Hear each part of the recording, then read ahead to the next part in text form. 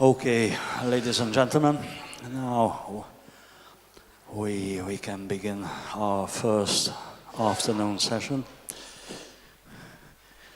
We could do it even in Italian also. We have 3 topics: Kansas, Italy.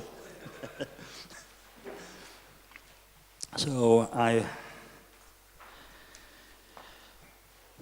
I want to ask our first speaker, Csenge, to come take from the University of Debrecen. And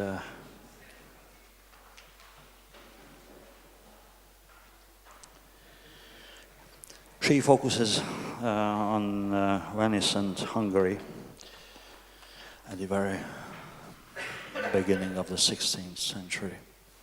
So, Timár, Csenge. Okay. Thank you very much.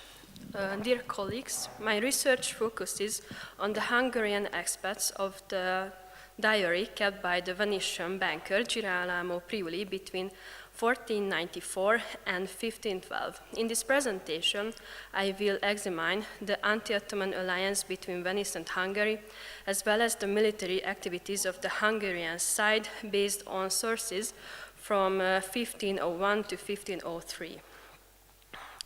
Venetian diaries were written in the late 15th century to the mid-16th century, a period of intense political and military challenges for Venice. Girolamo Priuli began his diary in 1494, the same year that King Charles VIII of France launched his campaign in Italy.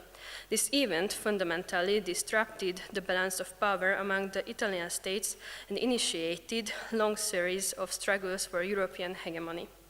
It was within this historical context that these diaries were written, and today they serve as highly valuable sources. Among the most significant Venetian diarists of the period were Marino Sanudo, Girolamo Priuli, Pietro Dolfi, Marcantonio Michiel, and Domenica Malipiero. Their writings not only documented Venetian domestic, political, and diplomatic events, but also reflected on the expansion of the Ottoman Empire and the shifting dynamics of European power struggles. These diaries were written in the spirit of humanist historiography, whose aim was not merely to record events, but to interpret them and present them from the author's own perspectives. So far, historical research has almost exclusively focused on Marino Sanudo's diary, which is understandable given that his approximately 40,000-page work provides extremely detailed accounts of nearly every event related to Hungary. Regarding the period I am examining, my impression is that Sanudo recorded the incoming reports with notable objectivity. Beyond his accounts, his diary preserves numerous diplomatic reports, letters, and copies of official decrees issued by the Venetian state, further increasing its value as a historical source. In contrast, Girolamo Priuli often expresses his personal opinion on events. In his diary, he gives voice to satisfaction or disappointment, reflecting a different approach from Sanudo's more neutral style. These sometimes subtle emotional expressions offer new perspectives for interpreting the events of the period, refining and adding a nuance to the narrative recorded by Sanudo. One of the primary objectives of my doctoral research is to compare Priuli's Hungarian-related text with Sanudo's accounts, while Sanudo's work remains the most detailed and well-known source among historians. Priuli approximately 8,000-page manuscript often sheds a different light on events, offering an alternative perspective for their interpretations. This comparative study is still ongoing, and in my presentation I will discuss the result achieved so far. Accordingly, I do not seek to provide a chronological overview of the period's events, but rather to focus on the comparison of these two distinguished narratives. Girolamo Priuli was born in 1476 and died in 1547. In his youth, he worked as a merchant in London, where he had already begun his diary. Although he did not pursue a prominent political career, he was a member of the Major Concilio, which served as one of his primary sources of diplomatic information. His focus was on commerce, and in 1507 he opened his own bank on Rialto. In his diary, Priuli frequently laments his financial insecurity, attributing it to the wars raging in Italy and the economic difficulties caused by conflicts between Venice and the Ottoman Empire. The diary originally consisted of 8 codices. The first volume is preserved in the Biblioteca Nazionale Marciana in Venice. The third volume is missing, and the remaining ones are housed in the manuscript collection of the Museo Correr. The turn of the 15th and the 16th century was a period of intense turmoil, shaped by the Italian wars and the threat posed by the Ottoman Empire. As a result, in 1499, Venice formed an alliance with King Louis XII of France and Pope Alexander VI. The Kingdom of Hungary was also drawn into this alliance, as it was the only Christian power capable of opening a new land front against the Ottoman Empire, thereby diverting the Sultan's attention away from Venice. After prolonged negotiations, King Vladislaus II and the Republic of Venice eventually concluded their alliance in May 1501. The delay was due to two main reasons. The first, the Hungarian king had to annul his marriage to Beatrix of Aragon, as their union had proceeded no heirs. The second and more complex issue was Venice's dire financial situation. The Ottoman naval expansion had severely restricted the Venetian trade, while the loss of Lepanto, Modon, and Coron meant the fall of strategically crucial distribution centers. These cities' continuous military expenditures, especially those related to the maintenance and expansion of its fleet, has almost entirely depleted the treasury by 15,000. For Venice, an alliance requiring an annual expenditure on 100,000 ducats would have been a severe financial burden. However, the agreement was indispensable for the city-state, as only an attack launched from the Hungarian side could provide at least temporary relief for its fleet. The alliance was established under the following conditions, which Priuli recorded in detail. Each year, 100,000 ducats are to be given to the King of Hungary on the condition that he wages sustained war against the Turkish Sultan. The Pope promised 40,000 ducats annually, the King of France and Spain 20,000 ducats each year, and the Venetian Republic likewise 40,000 ducats per year. However, if these powers fail to fulfill their financial obligations, the Venetians are obliged to cover the entire sum, which posed significant difficulties in every respect. Still, the Venetians were compelled to do everything within their power to secure assistance against the great Sultan, as they were not strong enough to face such a power on their own. Priuli emphasized that this agreement was crucial for Venice, as Hungary's military action provided an opportunity to divert Ottoman forces to another front. This new development concerning Turkish affairs was extremely timely, especially for the Venetian Republic, which greatly benefited from redirecting the Turkish forces toward Hungary. As previously mentioned, the negotiations dragged on and occasionally reached an impasse. Nevertheless, King Vladislaus II, in order to demonstrate his commitment, began military preparations even before the official conclusion of the alliance in the spring. Moreover, to secure Venice's support, he launched a small raid against the Ottomans even before the promised financial aid was disbursed. Reports have already arrived from Slavonia, Antivari, and other places that the Hungarians set out for Bosnia with 800 horsemen to raid for plunder, but the Sultan repelled them. The alliance was officially signed on May 13, 1501. Sanudo documented the event objectively, including the full text of the treaty's proclamation in his diary. Priuli, on the other hand, adopted a more emotional tone, emphasizing that the news was received in Venice with 3 days of celebrations. Fireworks were arranged on the bell towers. The alliance was celebrated with lights and other joyous festivities.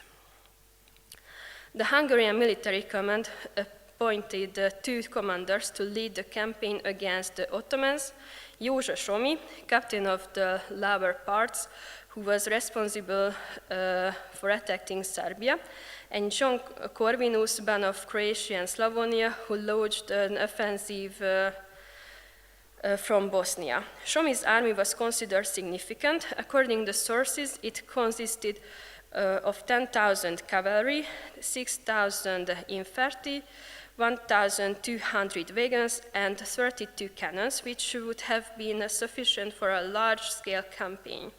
However, the army lacked a clear strategic objective. Neither besieged the fortresses nor attempt to defeat the Ottoman forces stationed in the Balkans. Instead, its activities were limited to raiding operations. Hungarian historiography has not yet provided a satisfactory explanation for Somi's cautious military conduct, but Priuli's diary offers valuable insights into understanding this. The raids began in the autumn, and Priuli recorded them as follows. The Hungarians burned down 2 villages, which may seem insignificant for Christianity, yet this action on their part was better than any other measure that could have been taken in this enterprise.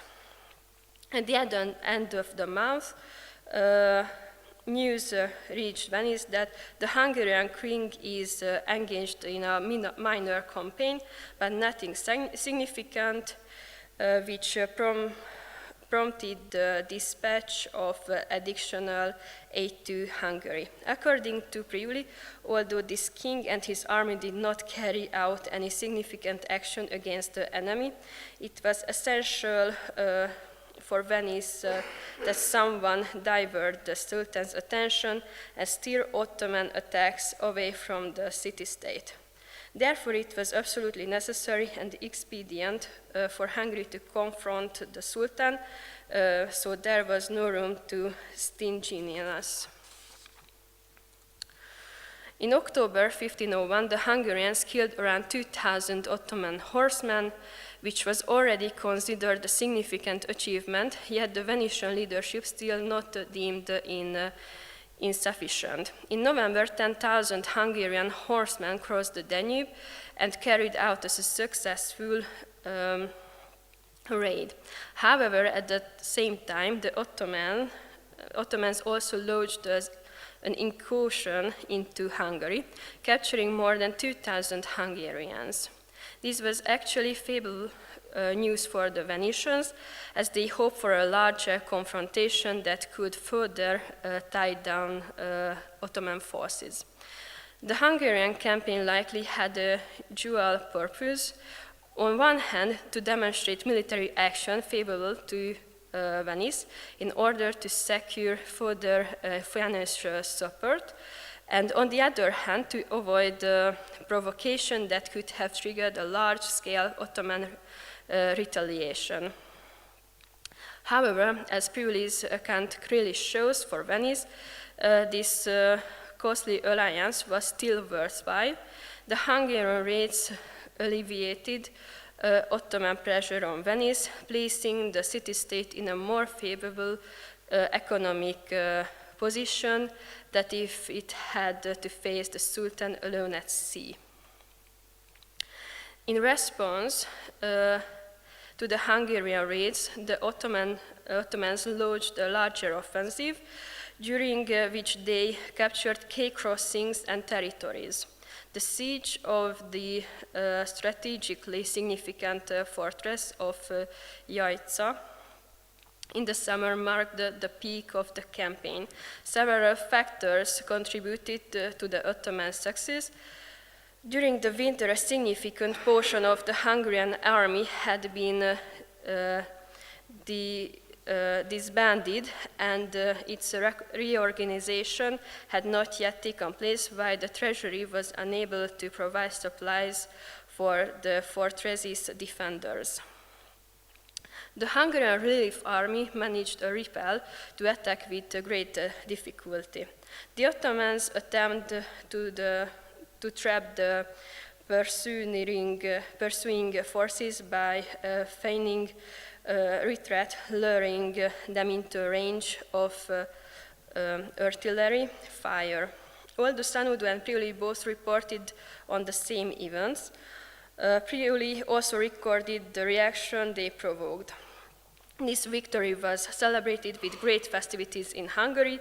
The news was also received with joy in Venice. For the Ottomans suffered significant losses, and the Hungarians were greatly encouraged and emboldened, which was very important for the enterprise.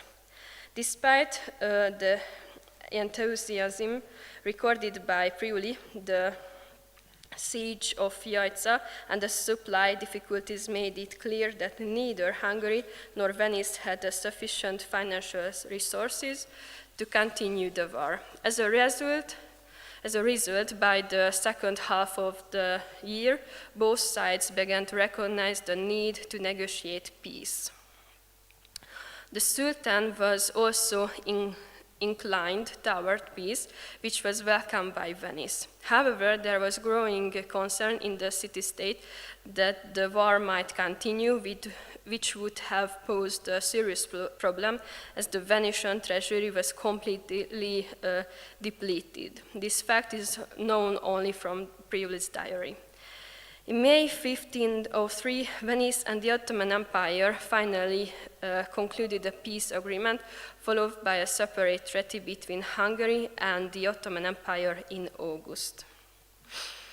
In summary, Priuli does not necessarily provide new data, but he adds nuance to our existing knowledge, and unlike Sanudo, occasionally expresses personal opinions. This more subjective approach offers unique perspectives for interpreting the events of the period. I would like to conclude my presentation with a final quotation that clearly reflects Priuli's personal stance on the necessity of peace. Although I am only 28 years old and have little experience, due to the great pressure and the city's needs, I also believe that this peace had to be made considering the power of the Turks, which would not be resisted.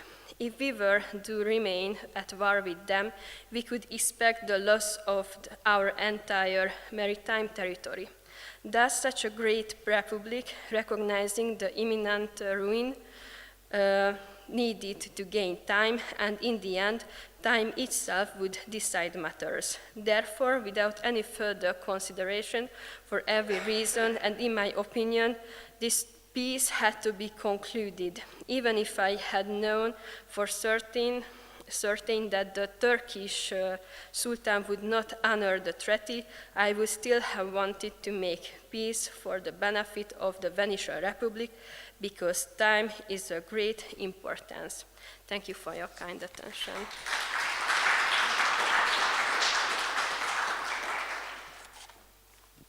Thank you very much for your rich presentation. And I want to call Márton Szovák to contribute to our session. Márton comes from University of Debrecen and works in the National Library as well. We can begin. Thank you.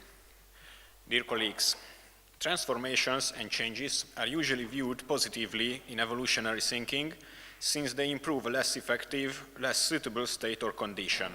Historical processes often create a similar impression. However, we also know numerous examples of regression. In this presentation, I will focus on an example of the latter. In 1499, the Republic of Venice sent envoys to the King of Hungary, Ladislaus II, to negotiate an anti-Turkish alliance. After the successful conclusion of the treaties, a representative remained at the Hungarian court. The Kingdom of Hungary was thus included in the diplomatic network of permanent ambassadors that was being formed between the Italian states and then amidst a growing number of European centers of power. This change can be seen as a positive one, as it introduced the Hungarians, previously known for their martial virtues, to a more peaceful and effective instrument of foreign policy. However, embassies were not universally regarded in a positive light, as even nations less experienced in diplomacy quickly recognized the noble spy aspect of envoys. Thus, the Venetian representative was also seen as hostile by the Hungarian court, especially after the Serenissima had made peace with the Ottoman Empire. Therefore, the Diet of Hatvan in 1525 banned the Venetian representative from Hungary, and official diplomatic relations were severed. This event not only set back interstate relations, but also caused the loss of an important node in the vital communications network of Venice. However, this was not the only way for the Maritime Republic to gather news, and in the following years, it was not without sources of information on the Kingdom of Hungary. I will illustrate this transformation through the echoes of the two major military events that marked the end of the medieval Kingdom of Hungary, which can be traced in Venetian sources. My primary source is the diary of the historian Marin Sanudo, in which he summarized not only the reports of envoys and magistrates arriving in Venice, but also the news and even rumors reaching the city through commercial and private correspondence. I have also examined sources relating to the Battle of Mohács in the archives of the neighboring states of Venice. First, I will discuss the fall of Belgrade in 1521. The strategic importance of this city at the intersection of the Hungarian border and the route of the Turkish army marching along the Danube was known throughout Europe from the mid-15th century. The capture of Belgrade was the first step in Suleiman I's schemes against Hungary. The Venetian envoy to King of Hungary, Lorenzo Orio, promptly informed the Venetian government of the Turkish attack. His report was read out in Venice on the 21st of July, accompanied by a letter from King Louis II, dated the 5th of July. The extract of the royal letter made by Sanudo does not yet mention the city of Belgrade, only that the Turks were pushing into the country with a large army. However, the following day, on the 6th of July, the report of Orio states that the Turks were attacking Belgrade both on land and from the Danube. Over the next 2 months, until the surrender of the citadel on the 29th of August, news of the siege continuously arrived to Venice. Since the beginning of the clash, there had been dubious reports that the Turks had withdrawn. The more accurate reports at the time related that these withdrawals did not mean more than the shelling of the fortress was going on, but that in a certain phases the Turks withdrew from their positions because of the arrival of Hungarian supplies, cannons and gunpowder, as well as they might have stopped the bombing because a plague had been ravaging the Turkish camp. The news of Hungarian supplies, partial successes, and the epidemic among the Turks aroused optimistic hopes, and even in mid-August the Pope was positive about the situation in the castle. But from Spalato, it was reported at this time that the walls of Belgrade had been razed to the ground, and the merchant Antonio di Giovanni related that the defenders had retreated to the citadel. Antonio must have had access to reliable, exclusive sources, because according to documents in the Venetian archives, he had previously lent money to the late Vladislaus II. The defenders finally surrendered on the 29th of August. I am examining the news that followed this date in more detail, especially those that clearly mention the Hungarian defeat. The earliest news of the fall of the castle came from Udine at a pace that defies logic. Even before the 31st of August, Sanudo records that the Venetian lieutenant of the former Patriarchate of Aquileia had learned of Belgrade's defeat from the captain of Gorizia. On the 31st of August, Sanudo again mentions the letter of the lieutenant, dated the 29th of August, as well as provides the copy of the Goritian letter. But this latter one was dated the 30th of August, and even this anomaly is difficult to explain in a meaningful way, aside from haste or a clerical error. It is much more mysterious how the news reached the captain of Gorizia in one day via Graz, since the distance of almost 800 kilometers from Belgrade, even with changes of horses and at a continuous gallop, would have taken at least 24 hours. The credibility is further undermined by the fact that on the 4th of September, the lieutenant of Udine asked for confirmation of the news from Gorizia, but by then the captain had already replied that Belgrade was still being held. Finally, on the 26th of September, it was reported from Udine that the castle had definitely surrendered. A letter from the magistrate of Sebenico seems more credible than the earlier reports from Udine. They, so to say, employing a source-critical method based on several letters, reported the fall of the castle on the 13th of September. But even this was not believed by the Venetian government, who were not informed of it by their envoy in Hungary. The day following this report, the magistrate of Sebenico also reversed his position, citing the absence of any reports regarding Turkish celebrations in the region. Definitive confirmation of the defeat did not reach Venice until a month later, on the 27th of September.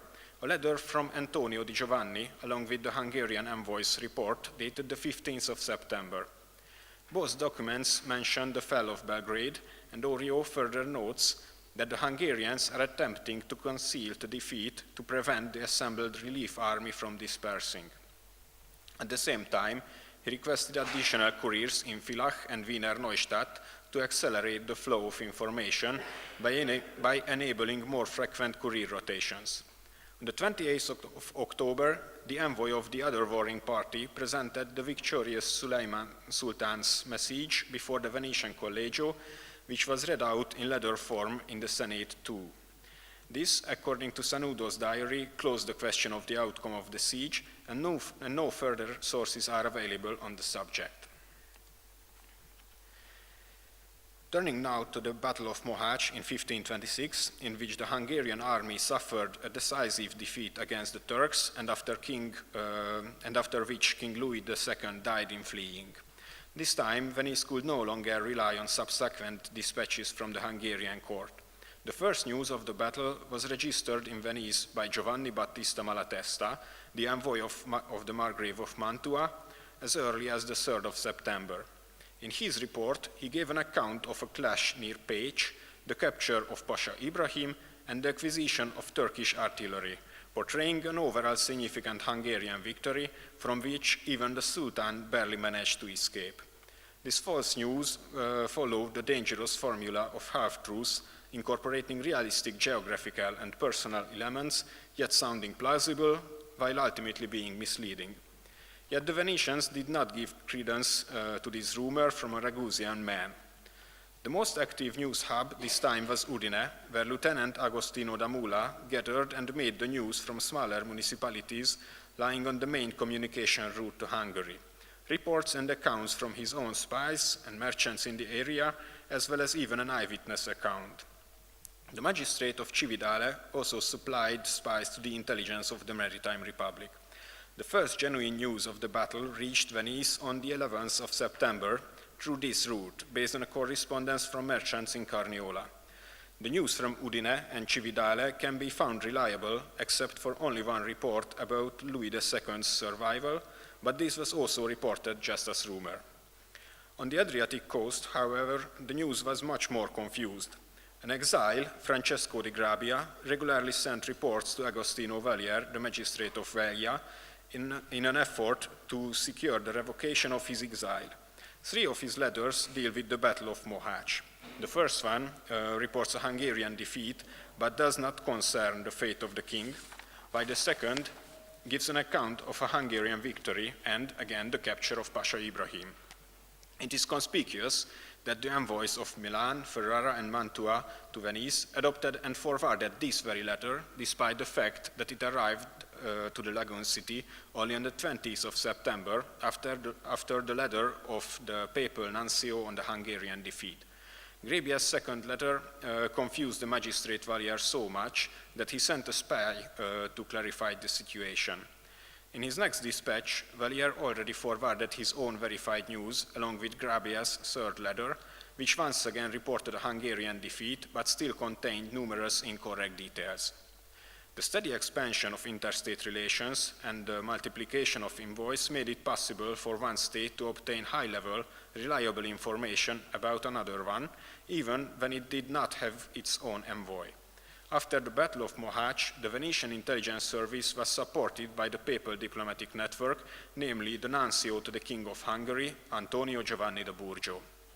He sent detailed reports to Rome and to the papal legate in Venice in the days following the battle. In addition to Burgio, Girolamo Rorario, commissioned to the Archduke of Austria, also forwarded information about the battle. Regarding the Turkish question, another indispensable diplomatic station was Constantinople, from where the envoy Pietro Zeno forwarded information. First, through Wallachian travelers came a somewhat exaggerated news of the Turkish victory. But Zeno paid little attention to details, being aware that his reports would not reach Venice for at least a month. The informal intelligence network was also reinforced by merchants, such as the aforementioned Antonio di Giovanni, though in the case of the Battle of Mohács, the news of the Lanteri family of Carniola were faster and more significant. There were also 2 letters dispatched from the entourage of Christopher Frankopan concerning the battle, but they were written well after the battle and are more concerned with interpreting events than giving fresh accounts. Frankopan himself, for example, highlighted the military incompetence of Louis II as the reason for the defeat.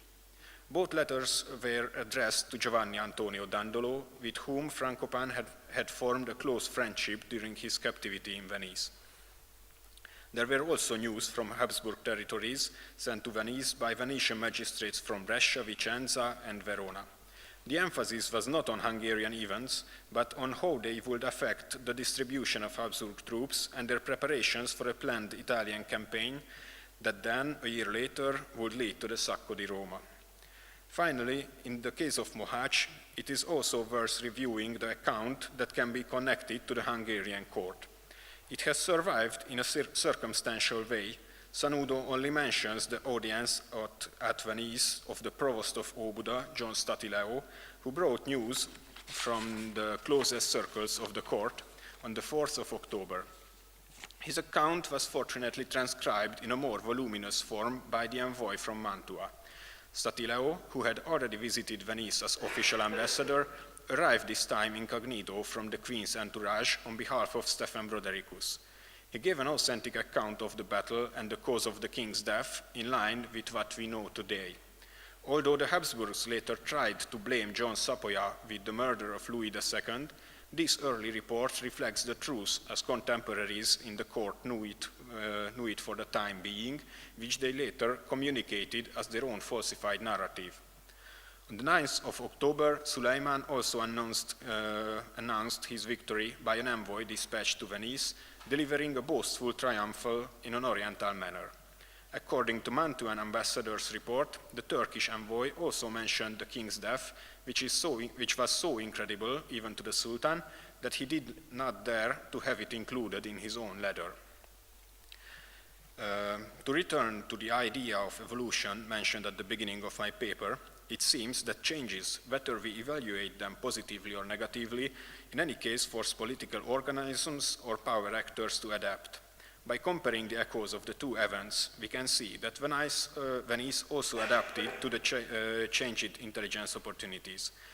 Regional centers close to Hungarian territory, such as Udine and Cividale, conducted much more intensive and accurate reconnaissance activities than before, and gained intelligence from diplomats of other states, mainly the Holy See, became more important. Venice was thus still able to obtain credible information. At the same time, it is clear that although the network of outposts hosting Venetian diplomatic representatives can be considered the essential architecture of the news flow, it was by no means the fastest way of information. In 1521, too, the situation between the Hungarian court and the Venetian envoy was tense, partly because of the Venetians' reluctance to provide financial aid, and partly because of the rumors that poison was being sent to the Hungarian camp from Venice. Under these circumstances, it is not surprising that the envoy was not informed of the fall of Belgrade until 2 weeks after the castle had surrendered. It is also clear from both cases that regardless of diplomatic changes, the commercial news networks had the best rate of speed to reliability. Thank you for your attention. Thank you, Márton, for this very interesting presentation, and I enjoyed especially the pictures linked to the presentation. It's very good. Now I want to present you our third speaker, Ilona Kristóf. Yes, and she will speak about the reports from Italian counters in Hungary, same period, so early 16th century. Thank you. Thank you. Thank you very much, dear colleagues. So, in my following presentation, I would like to focus on a small part of a larger research project. Thanks to the Vestigia Research Group's work, the archival material on the late medieval Hungarian-related archives has grown by thousands of records since 2010, and it's still growing, typically from the state archives of Modena, Mantova, and Milan. The material related to the bishopric of Eger of Ippolito d'Este, with its wide range of data, provides not only new information on the history of culture, but also valuable information on Italian-Hungarian relations and Hungarian domestic politics. On the initiative of his aunt, Beatrice d'Aragona, Ippolito d'Este was made Archbishop of Esztergom by King Matthias from 1486. At the end of the long series of diplomatic actions, at the end of 1497, Pope Alexander VI approved the exchange of the Archbishopric of Esztergom and the Bishopric of Eger between Tamás Bakóc and Ippolito d'Este. With the permission of King Ladislas Jagellon II, Ippolito d'Este was exempted from the obligation to reside locally. He made the most of this opportunity. His courtiers kept him informed of his affairs and interests in Hungary. The basic communication situation has generated hundreds of letters. The letters written from Hungary to Ferrara and Mantua between 1498 and 1520 form the basis of my research. Daily attention to the contemporary history was rising steadily in the second half of the 15th century in order to answer the growing anxiety and the permitted public life and increasing international relations. The recent researches on social history push towards the analysis of the daily mechanics and process of history writing, herefore relating history writing to broader patterns of political and social change, entails the inclusion into the major picture of many minor chronicles and diaries and letter writers. Today's topic is the communication between the periphery and the center. I will base my presentation on the archival material of the, as you've seen on the slide, of the Archivio di Stato di Modena and Mantova. The letters are addressed primarily, but not exclusively, to Ippolito Primo d'Este, who besides numerous Italian benefices held the bishopric of Eger during the time of the research. The available sources offer exceptionally exciting research opportunities, providing a colorful and vivid picture of the first 2 decades of the 16th century. Due to the extensive destruction of Hungarian medieval archives, these documents preserved in Italy are of particular importance.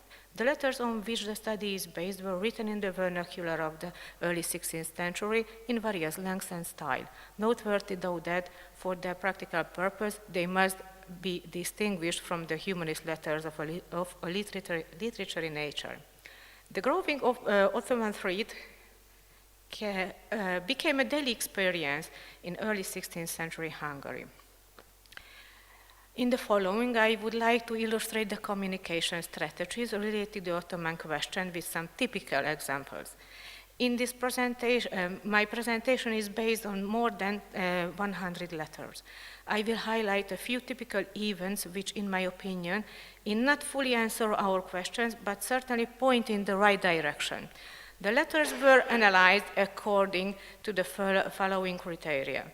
The first one is the veracity and the context of the news reports. How do the correspondence reflect real military and diplomatic events? What were important phenomena for the sender and the recipients? Or the news reports and the letters and the military efforts of the Diocese of Eger?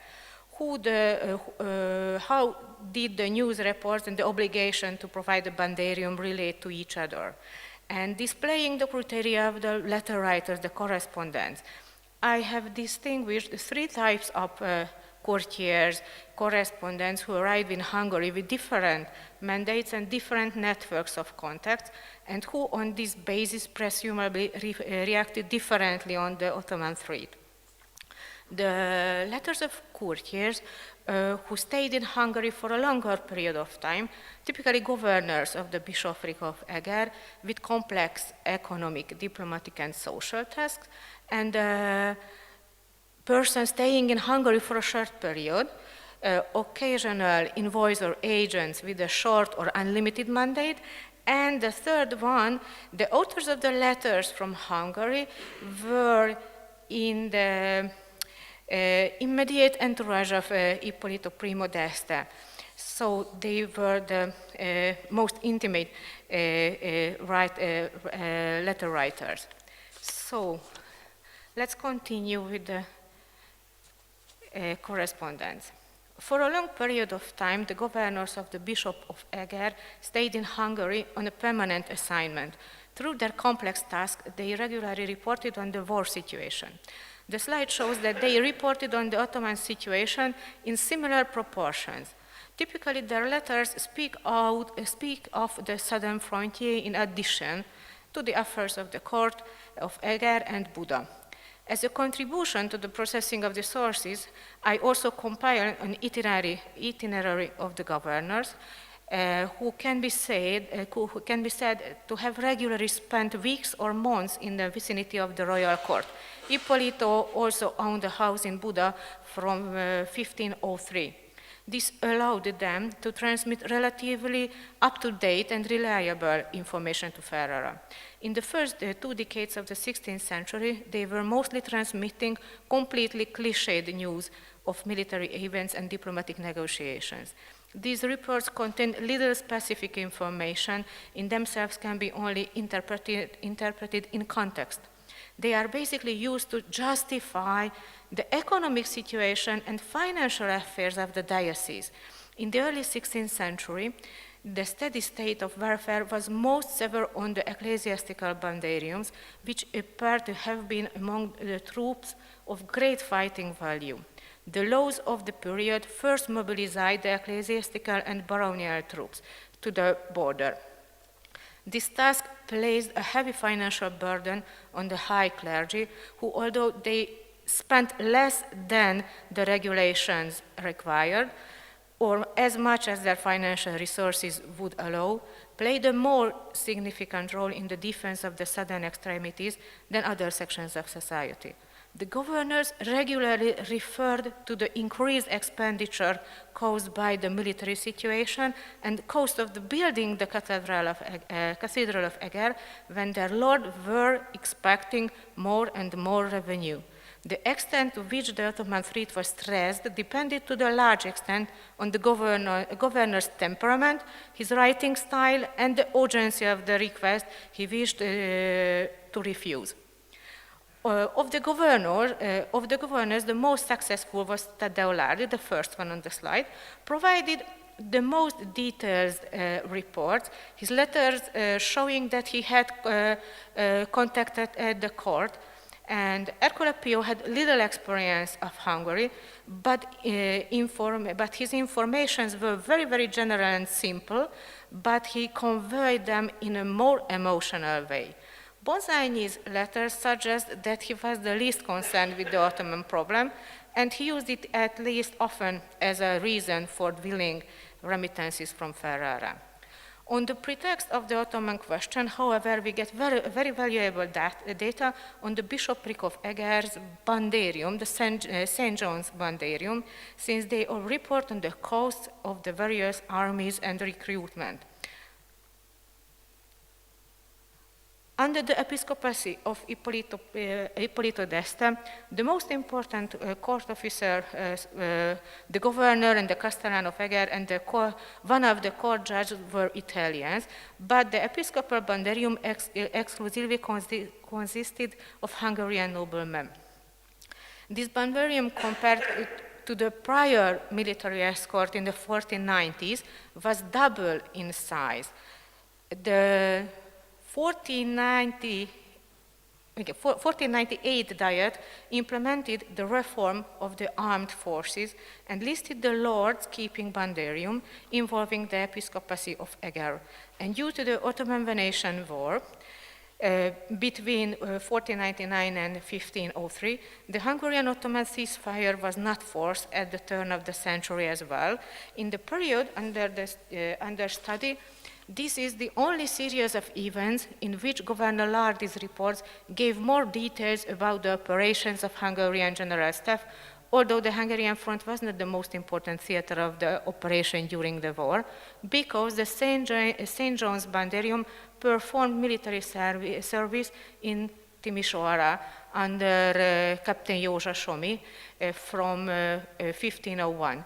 With Governor Lardi, with the help of Tamás Bakóc, Cardinal Bakóc, equipped the banderium ordered the serve in the southern frontier. To meet higher expectations and on Bakóc's advice, who had not been previous, in addition the retainers of Eger, Lardi did not just hire heavy armed soldiers who had not been previously related to the episcopacy of Eger, but also relied on the forces of hussars. The banderium maintenance expenditures formed a remarkably growing part of the account books, although the Bishop of Eger had never managed to present the required number of soldiers. On the slide you can see the black-colored data come from the account books and the red ones from the letters. So, finally, on the 20th of August in 1501, King Vladislav II swore to maintain the treaty. These two treaties with Hungary and Venice once again established peace between Bayezid and the Christian nations, but later, during the more peaceful years at the Hungarian-Ottoman border, there was not a significant fall in the number of soldiers. Keeping the example of the Venetian-Ottoman War, it's possible to describe to another type of correspondence who arrived in Hungary for an uncertain short period of time on some kind of diplomatic mission. So, Tommaso Daineri was a doctor of medicine and secretary to Cardinal Pietro Isvalies. Daineri reported on the situation in Hungary also to Ercole I Modeste, Duke of Ferrara, between 1501 and 1503. Cardinal Isvalies received a commission from Pope Alexander VI to carry out a diplomatic mission in Hungary to urge King Vladislaus II to defend Christendom. In those years, this desire to organize the crusade in Europe in an attempt to curb the advance of the Turks was growing. It was mainly Venice that sought the support of European sovereigns to organize a joint action against the Ottoman Empire. Thus, on 13th of May in 1501, Anti-Turkish League was signed in Buda, with only Venice and the Holy See and Hungary was contracting parties. Daineri reported on the events later as a participant in the negotiations, but it's typical that for him the exotic phenomenon of Hungary was at least as important. He also wrote a description of the geography of Hungary for Duke Ercole d'Este, and from his pen we have a colorful description of the heated atmosphere of August in 1501. Daineri's letter was written at the same time as the Hungarian envoys delivered the declaration of the war to the Porte. Daineri gives news of the festivities that were held in Buda. In particular, he relates that a spectacle was staged in the churchyard of St. Matthias, in which a mock-up model mosque with Muhammad's tomb inside, it's surrounded by a group of puppets, Turks, was set on fire. He also reports that the residue, which cannot be burnt, was attacked by a great multitude of surrounding Hungarians, and some beat them with wood, some throw stones at them, some with their hands, some with their teeth, so that the mosque and the puppets were not left with a handful of pieces. He later reported that there was a very clean fountain in the upper part of the square, which poured excellent wine all day and into the following night. We can imagine the good vibes of the festivities. And finally, I would like to introduce the third type of courtier. From December of 1570 to February 1520, Ippolito d'Este stayed in Hungary. And as prelate, he had to take part in Hungarian affairs. The cardinal, who had been informed of the growing Ottoman threat throughout letters, was personally confronted with the military situation. In the summer of 1517, the Turks had unsuccessfully besieged Jajca, and in the absence of valid armistice between the Ottoman Empire and Hungary, the question of a campaign against the Turks or a peace treaty was a major element in political discourse and diplomatic maneuvering in 1518 and 19. The western fortress of Jajca, Jezero, had fallen in the summer of 1518, and the 1580 Diet had made the defense of Jajca a priority. And by August, the King Louis II had not only ordered county-bandarians to the border, but also called for the mobilization of the barons and prelates' bandarians. A detailed account of events given the letters of the courtiers, noblemen Ludovico da Bagno and Tommaso Manfredi, who diligently kept the court of Mantova, Isabella d'Este and her family informed of the cardinal's stay in Hungary. The reports also focused on the exotic sides of the distant country, but from the time to time they also shared information of a military and political nature. According to Bagno's letter, Ippolito d'Este set out for Bács on 6th of October in 1518, accompanied by a delegation benefiting his dignity. The entire Eger chapter accompanied him, and since an armed diet had been called, he was accompanied by 100 heavy armed and 200 light armed cavalry and 300 infantry, led by 2 captains who were hired for 2 months. The banderium also included 4 cannons, together with the operators, bombardieri, who were ready to fire at any time.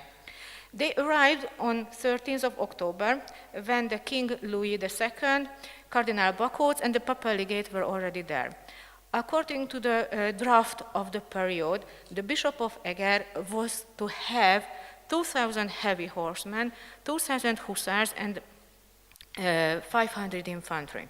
Counting their pay, this would have meant an annual expenditure of 26,000 forints. In contrast, in 1525, the bishopric's income was estimated at only 22,000 forints. The pay of the banderium would have been higher than the total annual income. The fact after the 1490, the lords, banderium keeping lords, received a share of the state taxes, the dica, did not change the situation significantly. Even if this supposed 600 men were only a third less than the required number, and the bishop had spent almost 18,000 forints a year on their maintenance. This amount broken down over 2 months, since the captain contracts were for that length of time, was almost 3,000 forints.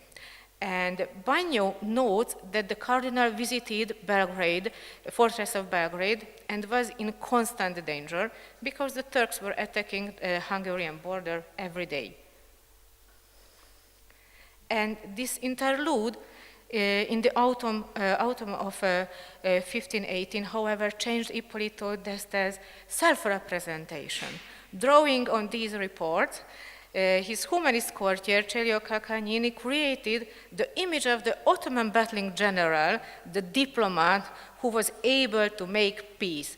I have good reason to believe that he returned to Ferrara in early 1520 as a defender of Christianity. Unfortunately, because of his early death, it's no longer possible to measure the success of this attempt at self-representation. For summarizing, to sum up, although the first 2 decades of the 16th century were not very active from a military point of view, the interpretative framework of the regular reports from Hungary is very, very diverse, despite the fact that they are quite uniform and lacking in data. In addition to providing reasons for the successes and failures of the governors of Eger, they also provided a basis for the self-representation of the cardinal beyond the exotic phenomenon of the one-time visitors. Apart from all this, the most important of the responses to the news of the Ottoman threat are rather the data on the organization and supply of the episcopal banderium. Further research, we will have to refine the data and broaden the network of people involved in the flow of information. Thank you very much. Thank you indeed for this rich presentation. And now I want to ask our speakers to come in the front line.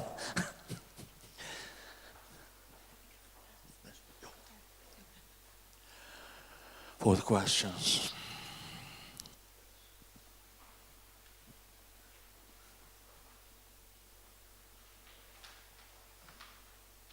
Okay, so first and foremost, thank you for 3 very lovely presentations. I just have a brief question for Marci.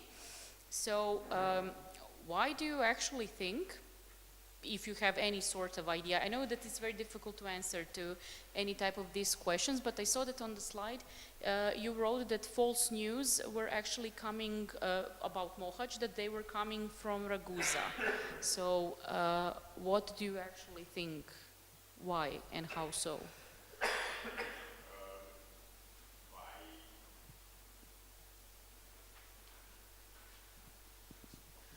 So thank you for the question. In my sources, it's clearly reported that the news, which not always labeled by Sanudo false, but they are clearly. So it's written in the diary of Sanudo that these news came from Sanudo or came from Ragusa. So that's why we know that they come from there. Am I answered your question?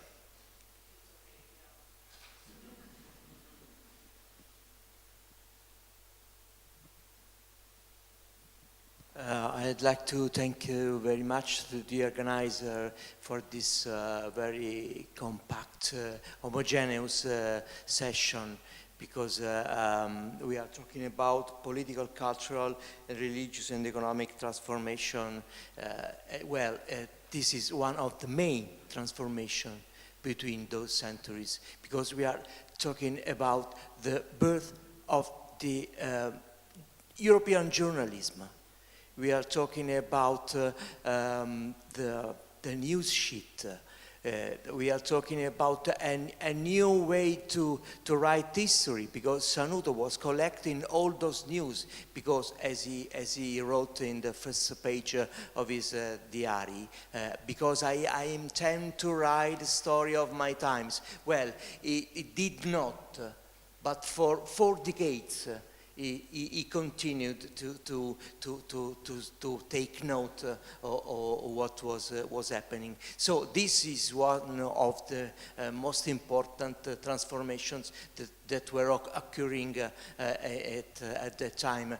Public opinion is coming to light, not at the end of the 18th century, like Elias and others was saying, but in those years. So excuse me, but I have to emphasize this point, because it's of the transformation that we are talking about. Having said that, I have a little question for Csenge, which is very, very, very simple. The Priuli got also news from Rome? Not really. The little one is connected to the main question, to the two others colleagues. Have you started any quantitative analysis of these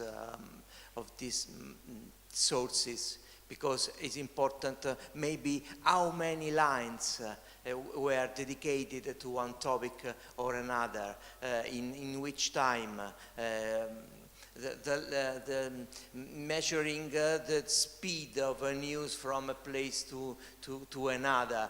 So I think that every one of us is very happy, because maybe one news sheet can do clear a fact that we want to know better, but it's not the most important thing to do with these sources, I think. They have to be treated quantitatively. So you have to a huge fatigue, but it's very important. And then one final thing. News were connected with war, and not a general war, because war between Habsburg and Valois was chanted, was in oral, was in music, was in poetry. The war with the Turks. Is very, very strongly connected with the naissance of the European journalism, and this is not so often remembered. The news from the work with Turks is important for this topic. Thank you very much.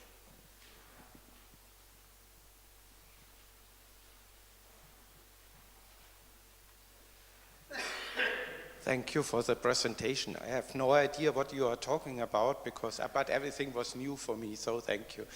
But I have one problem with these sources. You have letters, reports, and diaries. So how you can be sure that this is correct, especially by the diaries. So there's a special narrative from the author. He wants to tell you something. So how important are, for instance, are these informations about these Hungarian ambassadors or Venetian ambassadors? So is it, yeah, it's a hard word for a historian, but is it really truthworthy? So especially by the diaries. So that's my question. Thank you.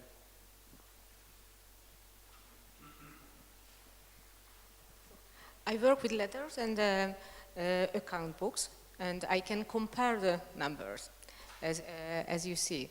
It's another type of the research, but yes, sometimes it's visible or that the meaning of the words and the reality is not so related.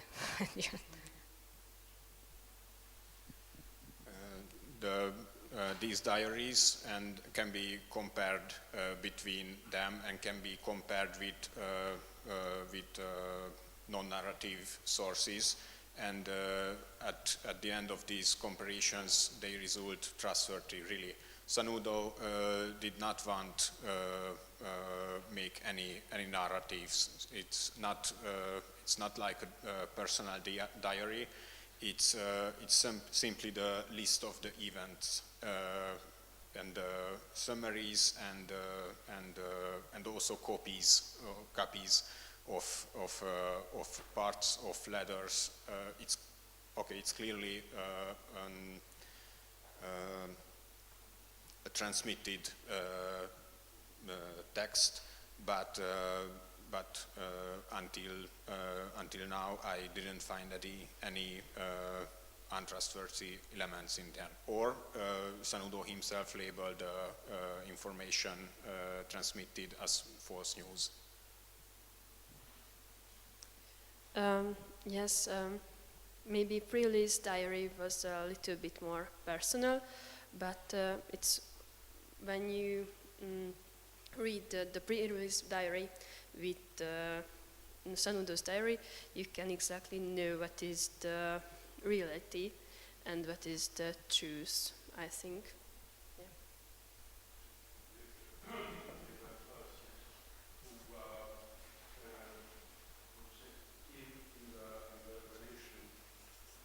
In the Venetian council, in fact, not so how to say, they made parts of the persons who had informed. So that is the diaries represent these informations. Let's just be, how to say, a bit cynic. Some from many diplomatic things we not have other sources, just the diaries of Sanudo or Priuli. So well. Okay, following up on that practical question in general, considering also what has been said and the fact that the archives in Venice are damaged goods because of the fire since the 16th century, and therefore basically you don't have dispatch, unlike in the case of Mantova, Modena, Milan and whatsoever, and if you have some dispatch, they survive in the form of inserts in Stefano Magno, Sanudo, Priuli.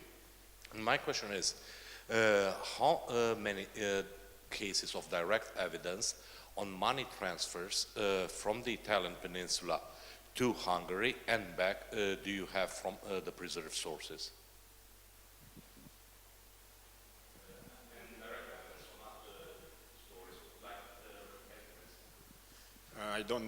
I can't tell the exact number of these reports, but Sanudo wrote some notes about sending money to Hungary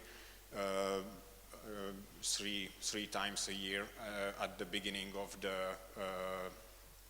in the years of 1501, 1502, when these financial aid from Venice came to Hungary. This, in those times, generally noted the sending of the money. In my special case from the bishopric of Eger to Ferrara, at least 3 or 4 times per year Van spent a lot of money. The half of the revenue, the annual revenue of the bishopric went to Ferrara, to Ippolito, almost 10,000 forints. But it depends on the political situation and the war situation, the method of the sending via the fugers or the rates of the cambium, the changing of the monies, but 3-4 times every year. Yes, Priuli was a banker, and he wrote everything, even the last diners. Yeah, and he also wrote that if the Venetian Republic didn't have enough money, they gave fabrics, spices, and everything that they think that not very. That thing they can give to the Hungarians. But yes, he also wrote down that, wrote it that Venice gave 3 times or maybe 4 times money to Hungary. Yeah.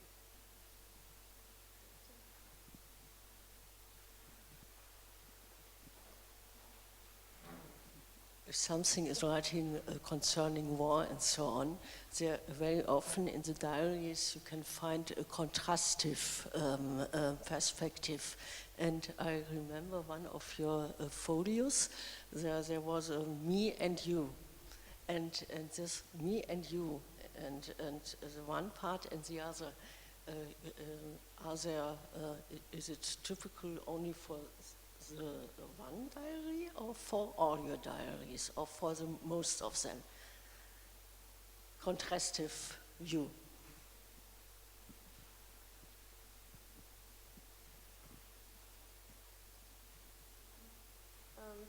Sorry, maybe we can discuss it later because, okay. Maybe, yes, please. Sorry, my English is not quite well, sorry. But very often in diaries of war and in recits of war, you have me and I have experienced that, and you are the adversary type. Huh? So you and me. Not in the third person, but in the first, and in and I remember one of your folios, and there was a citation and 2 citations. You have compared it, and in one case there was that contrastive view.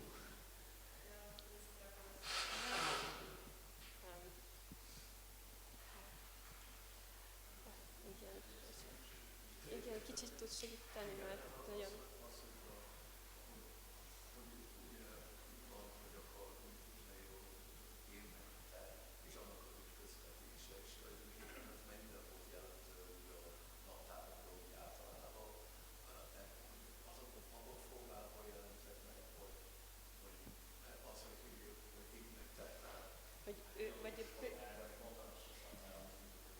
Igen, mert hogy ugye...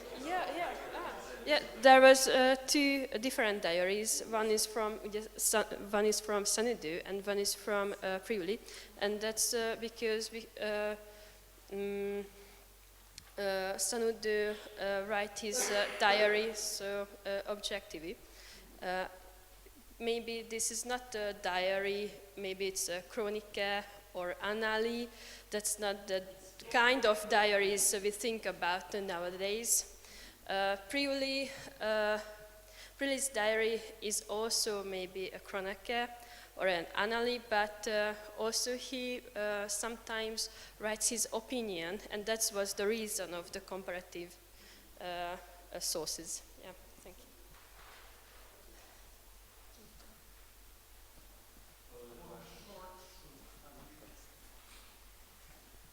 not to waste time, congratulations to all three presentations that really build up very well. One short question for Márton. From what I understood, basically, considering that Sanudo wrote day by day, so you can basically manage how much time was necessary for the news of siege of Nanderfehervar to go to Venice. So it's approximately 10 days, 2 weeks, and am I correct to say that most of the news went via land, so very rarely like via the sea, via Ragusa, so mostly land, right or not? I really sped things up. I hope you understood what I asked you. No, I think half of the news came from the sea, because from Sebenico and from Spalato, the last stage of the route was via the sea. And yes, the news from Buda, the news from Hungary came through Wiener Neustadt, Villach, and then Venice on the land. But from the Dalmatian territories, the news came through the sea.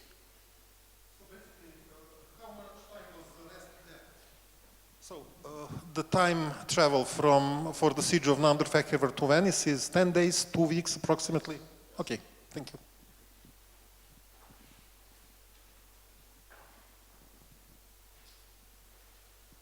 Any other questions?